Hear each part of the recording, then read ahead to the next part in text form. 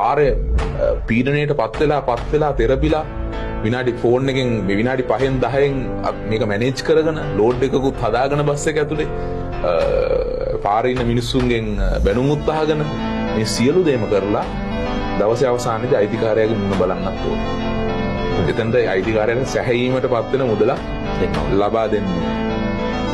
එතකොට බස් එකේ තියෙන රිපෙයාර් ඒව කරගන්න සමහරක් වෙලාවට බස් හිමියන්ට අයිතිය නැහැ.